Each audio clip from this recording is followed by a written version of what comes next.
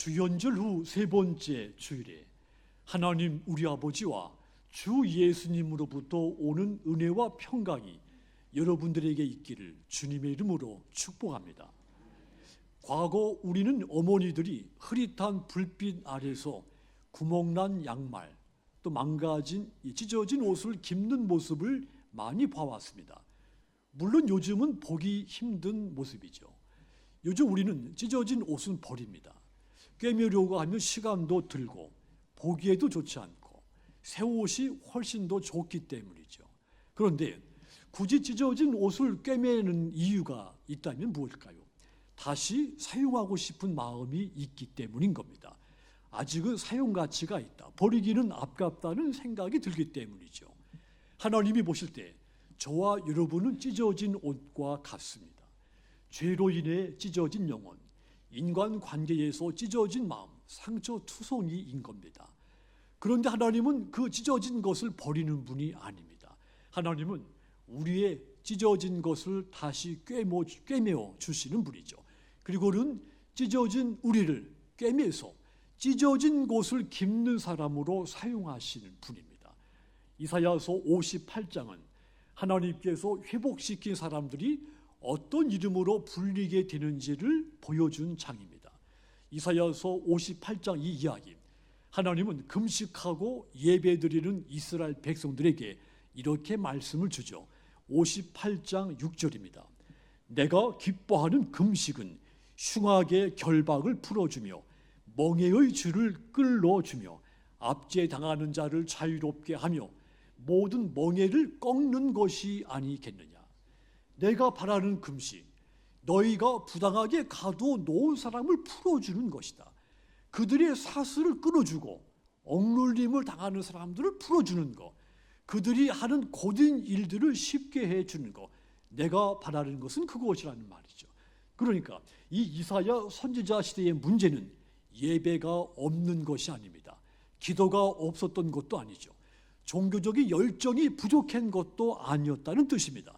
그들이 하나님 앞에 금식을 하지만 서로를 향해 찢고 상처내고 있었다는 겁니다. 이게 문제인 겁니다. 그래서 하나님은 그 백성들에게 내가 기뻐하는 신앙은 말로 드리는 경건이 아니라고 책망한 겁니다. 삶에서 보여주는 그 신앙이 필요하다는 것을 말씀해 준 겁니다. 그리고는 하나님이 이 백성들에게 약속을 덧붙여 줬죠. 그게 58장 12절입니다. 이 말씀 다시 보시면 네게서 날짜들이 오래 황폐된 곳을 다시 세울 것이며 너는 역대의 파괴된 기초를 쌓으리니 너를 일컬어 무너진 데를 보수하는 자라 할 것이며 길을 수축하여 거할 곳이 되게 하는 자라 그랬습니다. 너희가 황폐된 곳을 세울 것이며 파괴된 곳에 기초를 쌓는 사람, 무너진 데를 보수하는 자라고 불리게 될 것이라는 말입니다. 네가 무너진 데를 보수하는 자, 이 말은 너는 찢겨진 곳을 깁는 자라는 뜻입니다. 이 말씀은 지금 우리의 모습, 그리고 하나님 앞에서 우리를 어떻게 하나님이 사용하려고 하시는지를 알려준 말씀인 겁니다. 고린도 교회에 보낸 바울의 편지도 이와 똑같았습니다. 우리는 인간은 이성적인 존재라고 말을 하죠. 그런데 인간은 이성을 자기 입장만 정당화시키는 수단으로 사용할 때가 많습니다. 그 이성을 가지고 다른 사람을 이해하고 현실을 올바로 분석하고 시대를 해석하는 도구로 쓰지 않고 반대로 자기를 방어하는 수단으로만 쓰는 겁니다. 이것이 문제가 되는 것은 정치, 세대, 성별, 지역, 계층에서 나와 다른 사람을 끊임없이 분리시켜 놓습니다. 이 분리는 단순히 나와 저 사람의 생각이 다르다고 하는 그런 차원을 넘어서 저 사람은 내가 설득할 대화에서 설득할 대상이 아니라 내가 경계하고 내가 배제해야 할 대상으로 만드는 것입니다. 문제는 이런 분열 현상이 교회 안에도 작동한다는 이야기입니다. 분열을 가장 멀리 해야 할 교회, 분열을 가장 초월해야 할 교회가 이 분열에 작동할 때가 있다는 뜻입니다. 지난주에 설교에서 말씀한 것 같이 고린도 교회에 문제가 있었습니다. 그 문제 때문에 교인들이 서로 갈라지고 상처를 주면서 교회가 시험에 든 겁니다. 그래서 바울이 간절한 마음으로 이 고린도 교회를 향해서 같은 마음과 같은 뜻으로 따라합시다. 온전히 합하라. 강권한 것입니다. 온전히 합하라고 요청한 것이죠. 찢어진 것을 기부라고 간청한 겁니다. 그리고 이 말씀은 시대를 초월해서 지상의 모든 교회에 향해 주시는 하나님의 말씀인 것입니다. 이 시대는 알다시피 분열의 시대죠. 정치로, 종교로, 또 세대로, 지역으로 나뉘어진 시대입니다. 그리고 안타깝게도 이 분열하는 방식이 교회 안에서도 작동한다고 했습니다. 그래서 오늘 이 시대 찢는 사람이 아니라 깁는 사람이 필요한 것입니다. 그렇다면 여러분, 바울이 이 찢어진 고린도 교회를 깁기 위해서 어떻게 하라고 했습니까? 마찬가지로 예수 믿는 저와 여러분들이 찢어진 곳을 깁는 사람으로 살려면 어떻게 해야 됩니까? 가장 먼저 찢어진 현실을 직시해야 됩니다. 내 삶이 찢어져 있고 내 옷이 이미 찢어지고 있다는 사실을 용기 있게 직면을 해야 됩니다. 그런데 우린 거꾸로 살죠. 종종 우리는 문제가 있다는 사실을 알면서도 애써서 모른 척할 때가 많습니다. 가족들의 마음이 뿔뿔이 흩어졌는데도 불구하고 다른 집들도 다 그렇지 하고 넘깁니다. 다른 사람과 내가 인간관계가 틀어졌는데도 불구하고 시간이 지나면 해결되지. 그리고 미룹니다. 교회 안에 분열이 보이는데 괜히 건드려 키우지 말아야지. 그리고 덮어둡니다. 여러분, 찢어진 부위가 작다고 그냥 두면 나중에는 회복할 수 없게 됩니다. 그래서 찢어진 곳을 깁는 사람으로 살기 위해서는 가장 먼저 찢어진 그 현실을 직시하는 겁니다. 용기 있게 그 현실을 외면하지 않는 겁니다. 고린도전서 1장 10절 보시면, 형제들아, 내가 우리 주 예수 그리스도의 이름으로 너희를 권하노니 모두가 같은 말을 하고 너희 가운데 분쟁이 없이 같은 마음과 같은 뜻으로 온전히 합하라 그랬습니다. 바울이 고린도 교회 향해 매우 절박한 어조로 강권한 겁니다. 너희 가운데 분쟁을 없애라는 것입니다. 여기서 말한 이 분쟁, 헬라어의 어원의 그 의미로 보면 단순히 다퉜거나 단순히 다른 사람하고 감정적으로 충돌한 거, 그런 수준을 말한 것이 아닙니다. 찢어진 틈을 말한 겁니다. 갈라진 천을 말한, 분리된 조각을 뜻한 겁니다. 한마디로 찢어진 틈을 속히 합해라는 것입니다. 바울이 이렇게 말한 것은 고린도 교회가 분열됐다는 소식을 들었기 때문이라고 했죠. 12절 다시 보시면, 내가 이것을 말하거니와 너희가 각각 이르되 나는 바울에게, 나는 아볼로에게, 나는 게바에게, 나는 그리스도에게 속한 자라 한다는 것이니 그랬죠. 교인들이 서로 나는 바울에게, 나는 아볼로, 나는 게바에게 속했다고 서로 주장을 한 겁니다. 바울이 이 소식을 들은 것이죠. 분열된 소식을 들은 겁니다. 이 말은 겉으로 보면 목회자를 잘 따르는 신앙인의 말처럼 들립니다.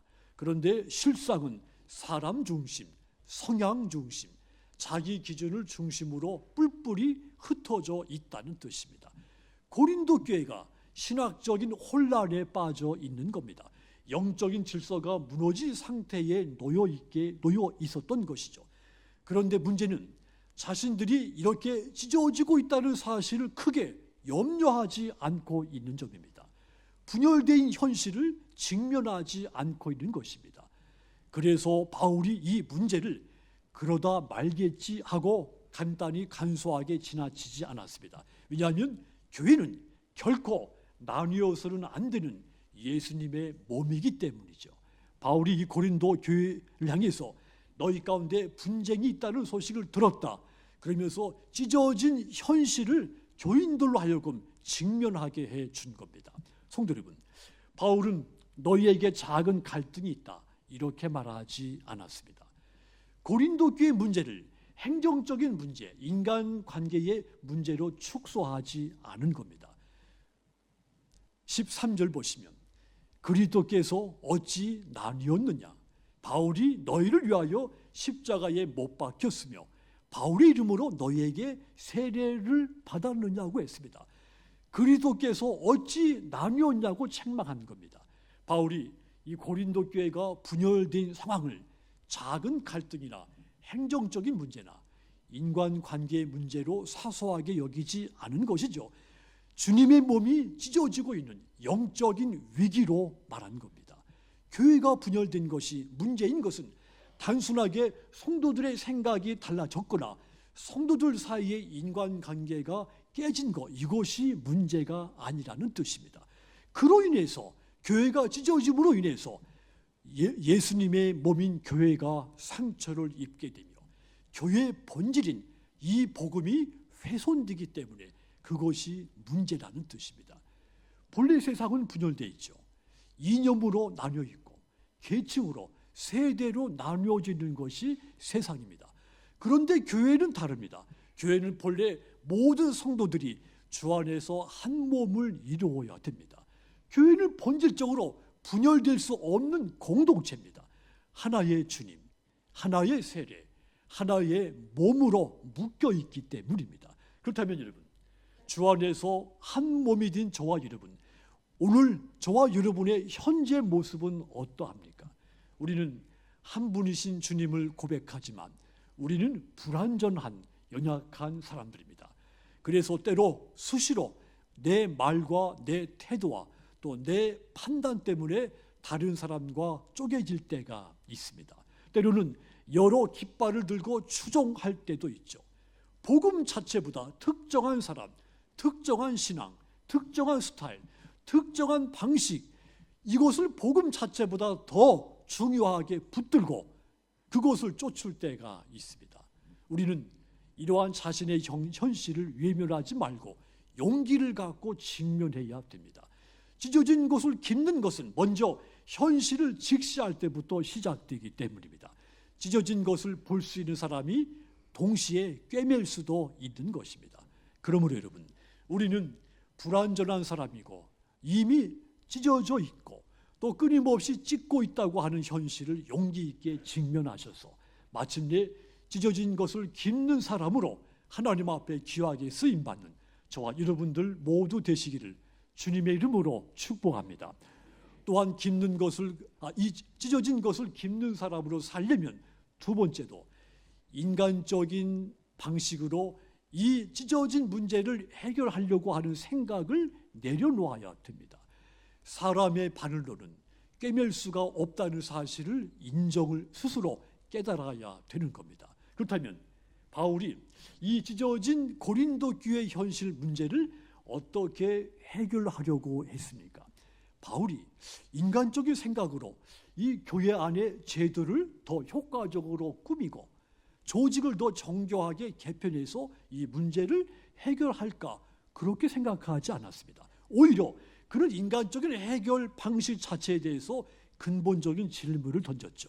17절을 보시면 그리스도께서 나를 보내심은 세례를 베풀게 하려 하심이 아니요 오직 복음을 전하게 하려 하심 이르되 말의 지혜로 하지 아니함은 그리스도의 십자가가 헛되지 않게 하려 함이라. 예를 든 겁니다. 복음을 전할 때 인간적인 말의 지혜로 하지 말라는 것입니다. 여기서 이 말의 지혜는 당시 헬라 세계를 지배했던 수사학, 철학, 논리 체계들을 상징한 겁니다. 고린도는 말씀드렸듯이 말을 잘하는 사람이 숭배받는 도시였습니다. 수사학이 뛰어난 사람, 설득력이 있는 사람, 언변이 화려한 사람, 지적으로 세련된 그런 사람들이 숭배받던 그런 도시였죠. 고린도 교회가 그런 영향을 받아서 자신들이 지금 분열된 이 문제를 해결하는데 회개하고 성찰하는 방식으로 해결하려고 하지 않고 인간적인 지혜, 말의 힘을 가지고 해결해 보려고 했던 겁니다. 그런데 여러분, 사람의 말은 상처를 봉합시키는 바늘이 못 됩니다. 도리어 상처를 더 벌어지게 하는 칼이 될 때가 많습니다. 인간적으로 해결하려고 하는 방식은 마치 제로섬 게임과 같습니다. 누군가는 반드시 이겨야 되고 그만큼 누군가는 반드시 져야 되는 방식인 겁니다.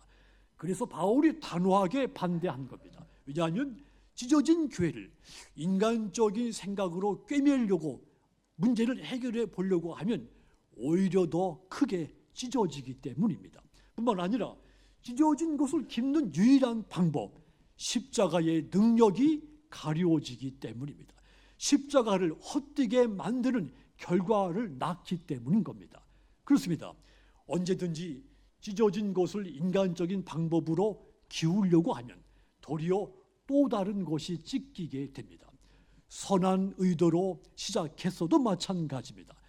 역사 속에 수많은 공동체 실험들이 이 지점에서 실패를 했습니다. 교회도 예외가 아닙니다.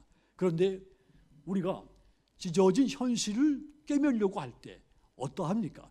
무의식적으로 사람의 바늘을 찾게 되죠. 인간적인 방법을 찾는 겁니다. 더 유능한 리더를 찾자. 더 강력한 프로그램을 도입하자. 더 감동적인 이벤트를 한번 열어보자. 다른 곳에서 성공했던 그 사례를 빌려와서 이 문제를 해결해 보자. 그런 생각을 먼저 하게 되죠. 하지만 여러분, 그러면 그럴수록 찢어진 곳이 더 벌어진다는 사실을 깨달아야 됩니다. 인간적인 방법은 인간적인 한계를 넘어설 수 없습니다. 그러나 십자가는 다릅니다. 예수님의 십자가는 찢어진 것을 봉합시킵니다. 하나님과 내가 깨진 관계를 십자가가 봉합시켰습니다. 나와 다른 사람이 깨진 관계를 이 십자가가 봉합시켜 줬습니다. 그러므로 여러분, 찢어진 것을 깁는 사람으로 살기 원한다면 인간적으로 해결하려고 했던 생각 모두 내려놓고 예수님의 십자가의 능력을 의지하시기를 주님의 이름으로 부탁을 드립니다. 그리하여 예수님의 십자가로 말미암아 찢어진 것을 온전히 꿰매는, 기워내는 믿음의 저와 여러분들 다 되시기를 주님의 이름으로 축복합니다. 또한 찢어진 것을 깁는 사람으로 살기 위해서는 마지막 세 번째도 있습니다. 십자가를 내 삶의 기준으로 분명하게 세워야 됩니다. 바울이 이 고린도 교인들에게 요구한 것은 더 열심히 하라 이런 것이 아니었습니다.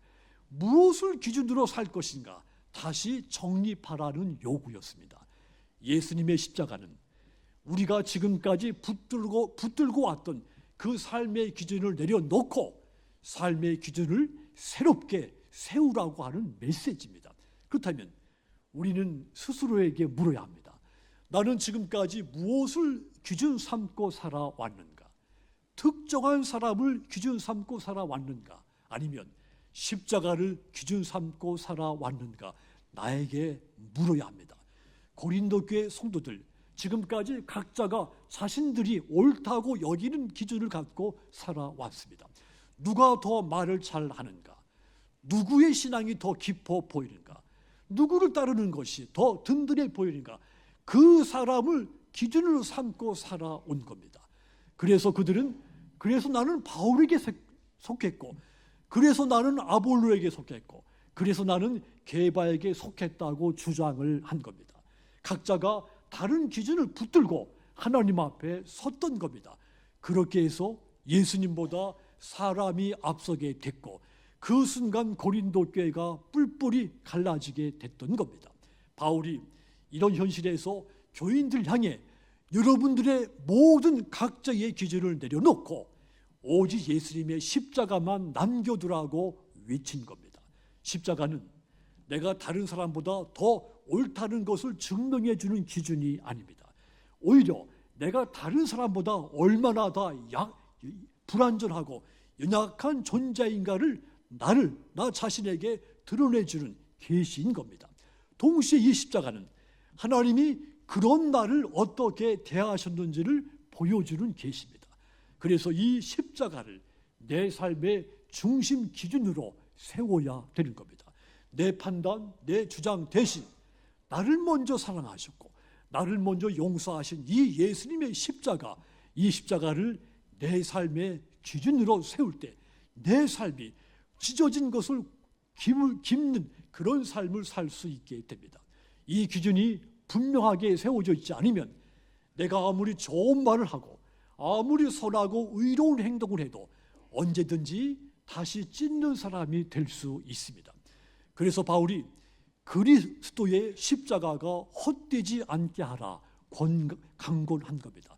바울이 이렇게 사는 것이 곧 십자가를 삶의 기준으로 세우고 사는 것이라고 말을 한 겁니다.